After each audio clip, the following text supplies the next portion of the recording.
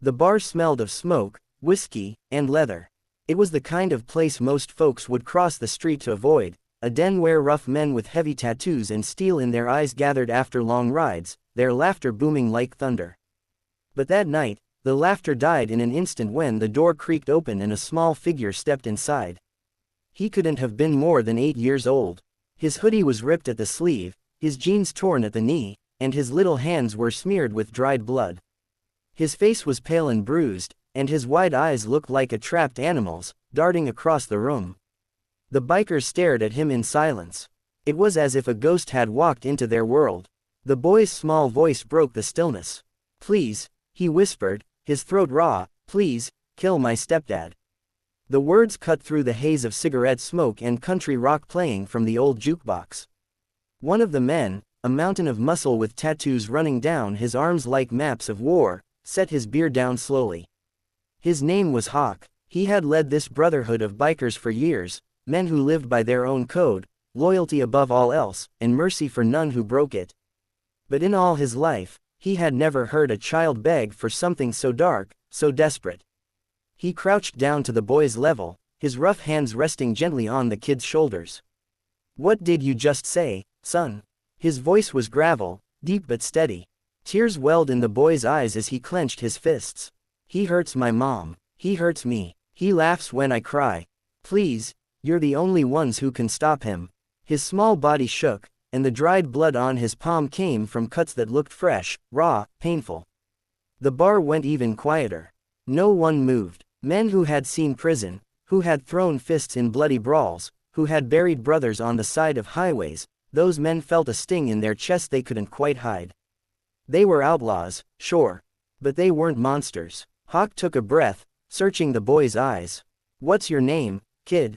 "Eli." His voice cracked. "My name is Eli." "Eli," Hawk said slowly, his tone almost fatherly, "nobody just walks in here and asks men like us to do something like that. You gotta tell me why. You gotta tell me everything." Eli swallowed hard. His lips trembled, but then he spoke, words tumbling out like stones rolling down a hill. He told them about nights without food, about fists slamming against his ribs, about his mother screaming and begging while his stepdad drank and raged. He told them about hiding in closets, about being locked outside in the cold, about the threats, "If you tell anyone, I'll bury you both." The men around the bar shifted uneasily, anger flashing in their eyes. One slammed his fist on the counter, making a beer bottle topple and shatter. Another muttered under his breath, "That son of a bitch." Eli's voice got softer. "I tried to run before, but he always finds me. Tonight, I ran farther. I saw your bikes. I thought, maybe you'd listen. Maybe you'd help." His small chest heaved as he fought back sobs. "I can't go back. Please, don't make me go back." Hawk's jaw tightened. He had lived long enough to know cruelty. He had seen what men were capable of. But hearing it from a child's mouth, seeing the bruises, the blood, the desperation, it lit something in him he couldn't ignore. He looked around at his brothers. They were men with rap sheets longer than highways, but every one of them had grown up with their own scars. They knew what it meant to be powerless once, and they knew what it meant to fight back. Finally, Hawk turned back to Eli. His voice was low, steady, like a promise. "You're safe here. Nobody's touching you again. Not while I breathe." The boy blinked, as if he didn't believe what he'd heard. "You mean it?" Hawk nodded. "I mean it. But hear me, Eli, if we do this, there's no going back. Once my brothers and I take this ride, it's done. You understand?" Eli's small fists clenched at his sides. He nodded, tears dripping down his cheeks. "I don't care. Just don't let him hurt us anymore." The room erupted, not with chaos, but with a dangerous, silent agreement. The bikers exchanged glances, and each man saw the same thing in the other's eyes. This wasn't just about a kid anymore. This was about their code. Their justice. Hawk stood tall, towering over the boy, and then looked back at his brothers. His voice rumbled through the smoke-filled bar. "He laid hands on a woman. He laid hands on a kid. That ain't a man. That's a target." The bikers roared in unison, slamming fists on tables, their voices like thunder. Eli flinched at first, then realized it wasn't anger aimed at him, it was a promise, a storm being called for him. For the first time in years, the boy felt something strange in his chest. Not fear, not dread, but safety, hope, and as Hawk lifted him onto one of the bar stools, handing him a soda with a nod, Eli realized something else. Maybe, just maybe, he had found the family he had been praying for. The night outside was cold, the kind of chill that sank into your bones. But inside the bar, warmth clung to the boy. He sat quietly, clutching the soda can with trembling hands, as the men around him argued in low, rumbling voices. They weren't talking about whether they would help him. That part was already decided. They were talking about how. One of the older bikers, a man with a gray beard braided at the chin, leaned across the table. "Hawk, you know what this means. We step into this, it ain't just a fight. That bastard's gonna have cops, courts, the whole system on his side. They'll call us criminals, not him." Hawk lit a cigarette and blew out smoke, his eyes fixed on Eli across the bar. The boy looked so small against the wooden leather, his shoulders hunched like he expected to be hit at any moment. Hawk's jaw tightened. "I don't give a damn what they call us. I know what I saw. You think any court's gonna protect him? You think social services gives a shit? Look at that kid. He came here because he knew nobody else would help." The gray-bearded biker sighed. "Yeah, that's what makes it worth it. That's why we do it." Across the room, Eli caught Hawk's eyes. For a moment, the boy's lips curved into something that resembled a smile, fragile, unsure, but real. Hawk felt something stir inside him, something he hadn't felt in years. He thought of his own childhood, the fists of his old man, the nights he swore he'd never let anyone make him weak again. He had gotten out by running wild, by finding his brothers in the outlaw life. But this boy didn't have anyone.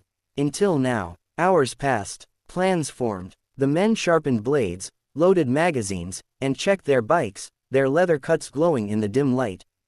They were preparing not just for a fight, but for a message that no man, no matter how mean, had the right to break a child's soul. When the clock struck midnight, Hawk crouched beside Eli.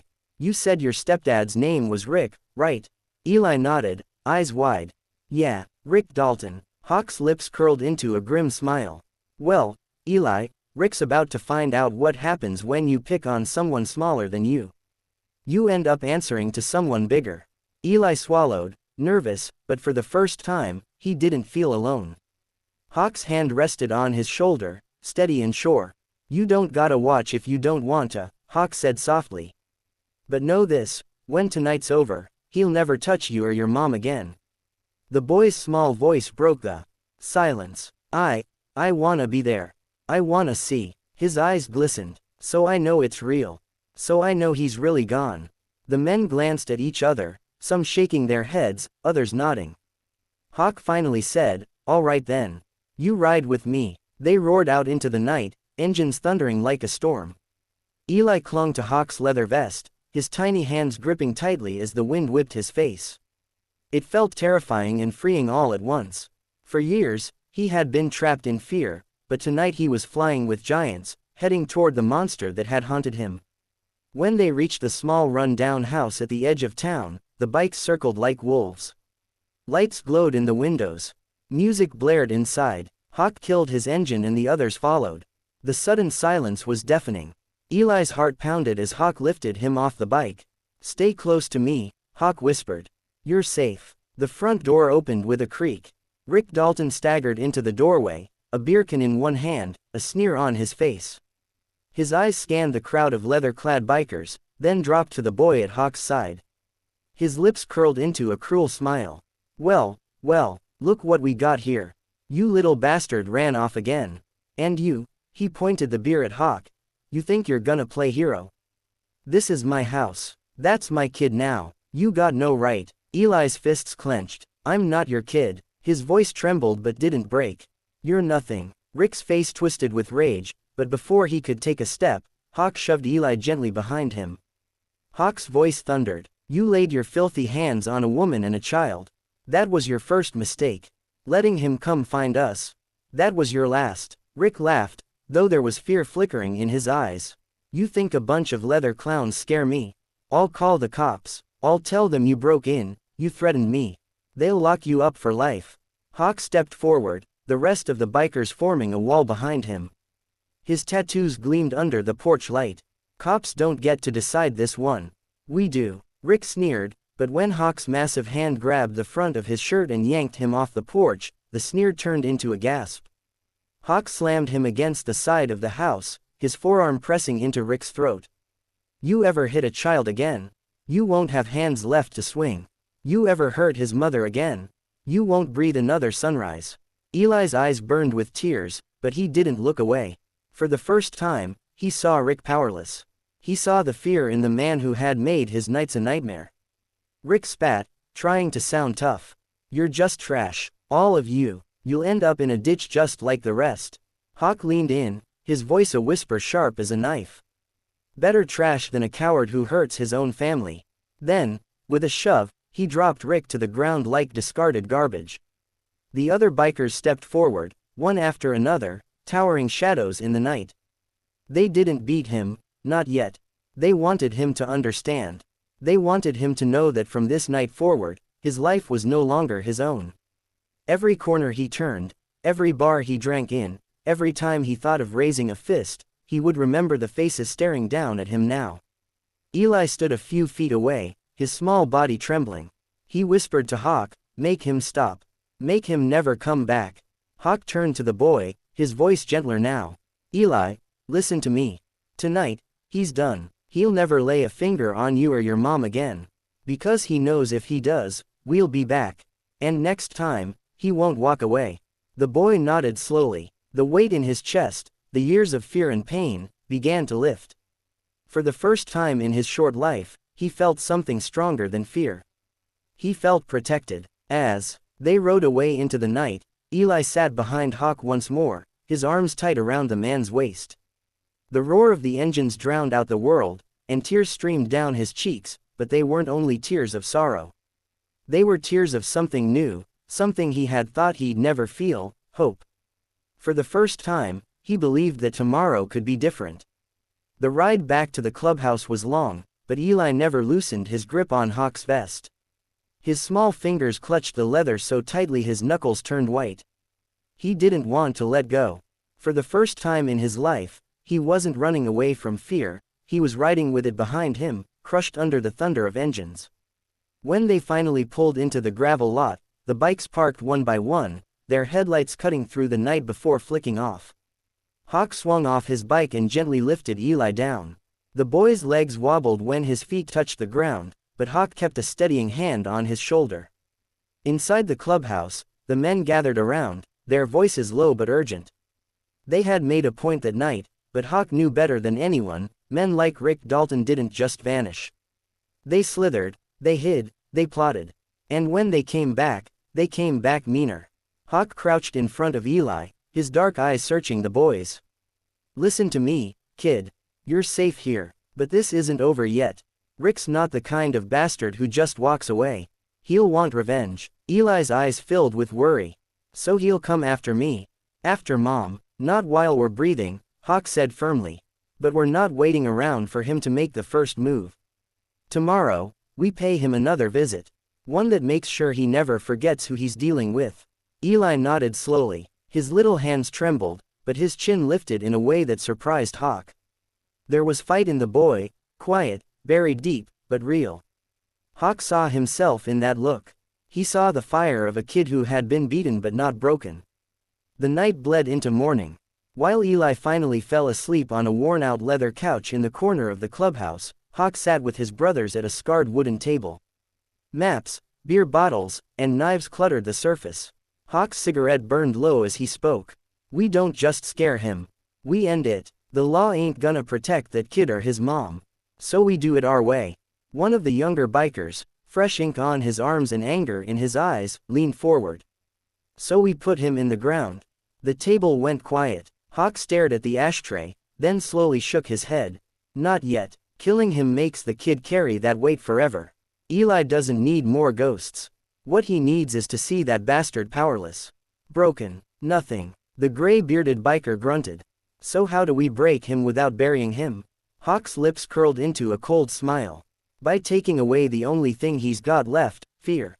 We make him afraid of his own shadow. Afraid of his own house. We make him realize every time he raises his hand, he'll lose more than he can imagine. The brothers nodded one by one.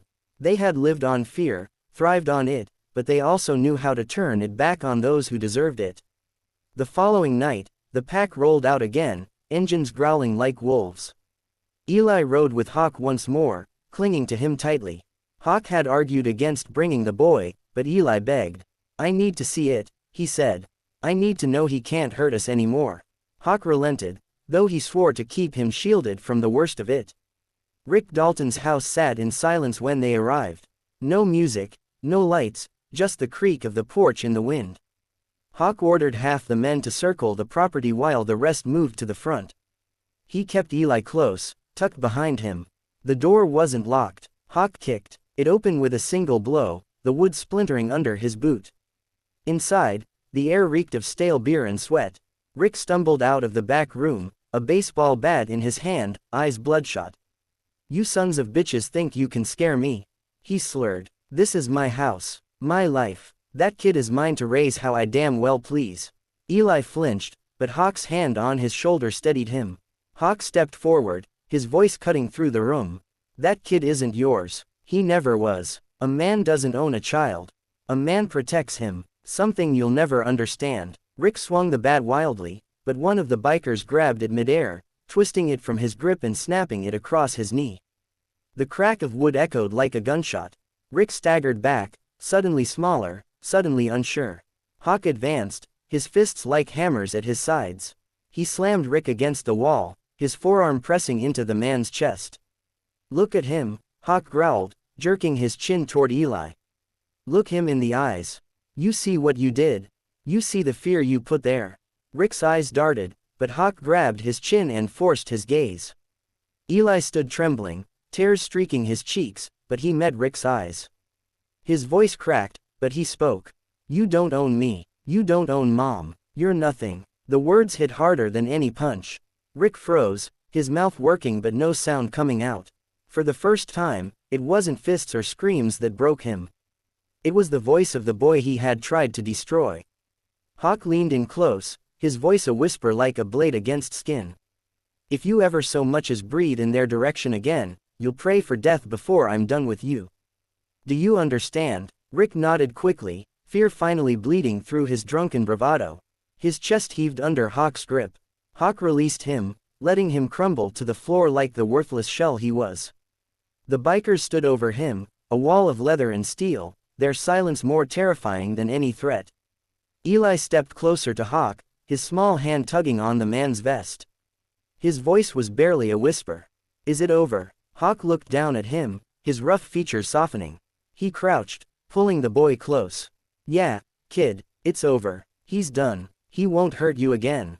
Not while we're here." For the first time in years, Eli's sobs weren't from pain or fear. They were from release, from finally being free. The bikers led him out of that house, out into the night where the engines waited. As they rode away, Rick Dalton stayed behind, broken, beaten, and stripped of the power he thought he had. The man who once terrorized a child now sat alone in silence, knowing the shadows would never stop watching him. Back at the clubhouse, the men celebrated quietly. No rowdy cheers, no loud music, just a heavy sense of justice delivered. Hawk sat with Eli on the steps outside, the boy leaning against him, exhausted but at peace.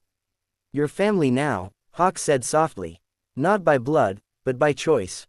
You hear me? You got brothers now. You got me." Eli nodded, his eyes heavy with sleep. "I believe you." And as the boy drifted off, the roar of the bikes still echoing in his ears, he knew the truth.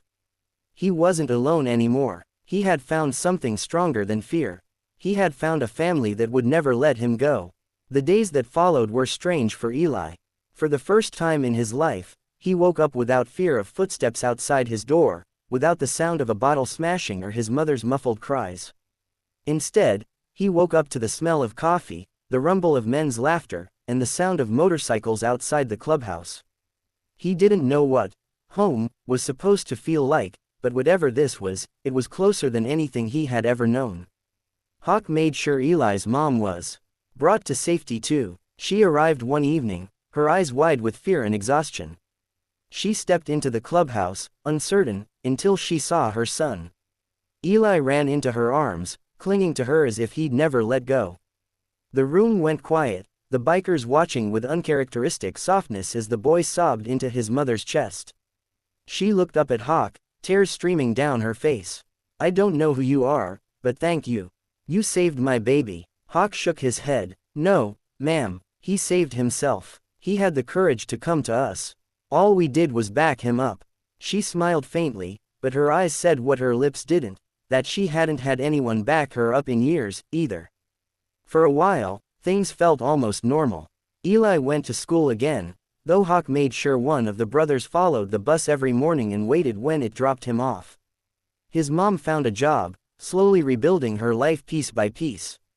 But Rick Dalton wasn't gone. Hawk knew it. Men like him didn't just vanish after being humiliated.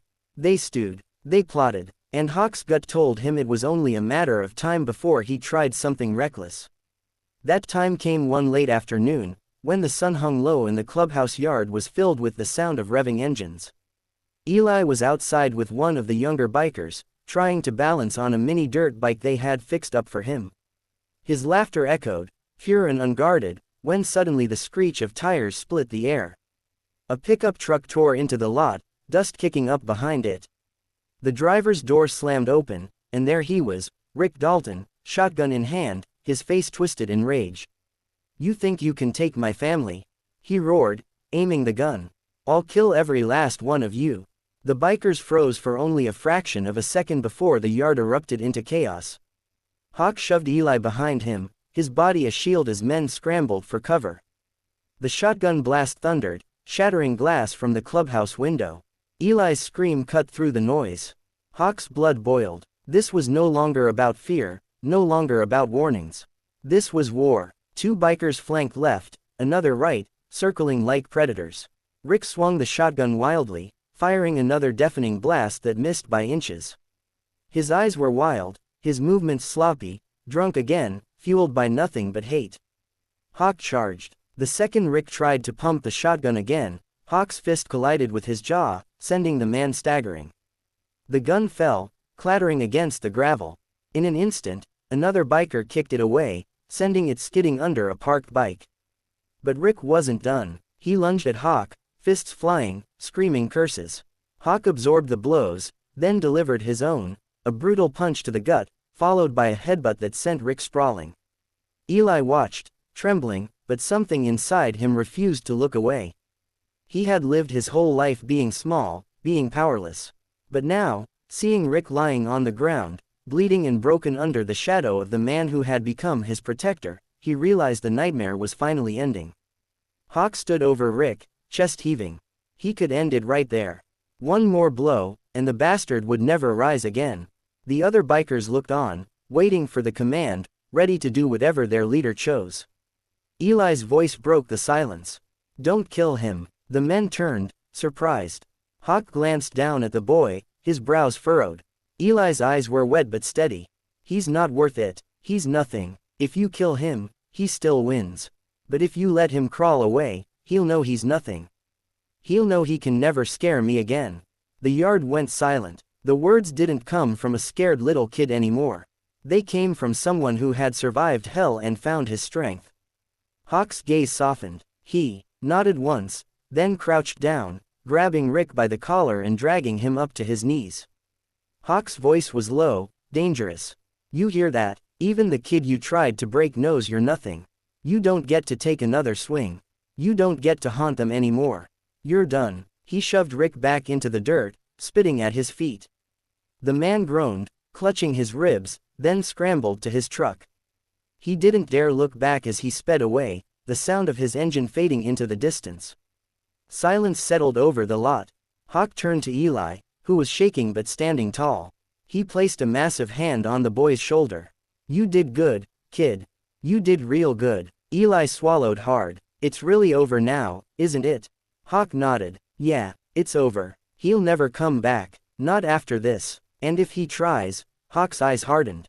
"He knows what waits for him." The bikers gathered around, their gruff faces softening as they looked at the boy.